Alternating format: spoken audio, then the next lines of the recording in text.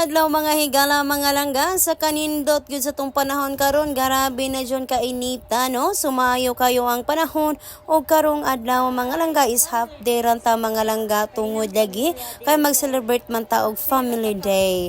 So sayo ra ta mo uli karon mga langga, so half day ra, so kutob ra alas 12 ang ato ang klase.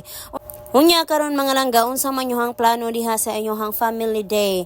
So mao ko ni kainang pampamilya man kuno mga langga, unya perminti man tang magkaon gyud kada adlaw mga langga. So lahi gyud kuno ni nga adlaw, September 22 na adyo na sa memorandum nga kinahanglan jud pud tahatagan og panahon para sa paghiusa sa ato ang pamilya.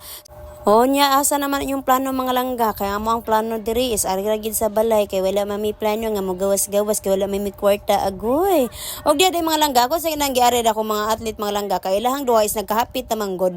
Ang ilahang duha is karon ng September 30 adto na sa Buenavista. So kita-kits ta ninyo mga langga no, tan-awa nig unsa ni kakusog musumbag ning ako ang mga baksidor diri mga langga.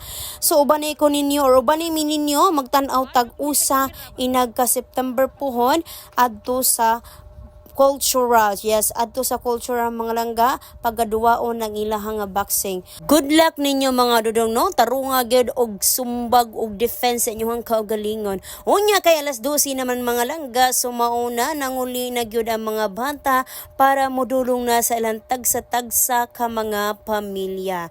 Daghan kayong salamat mga langga, maayong udto.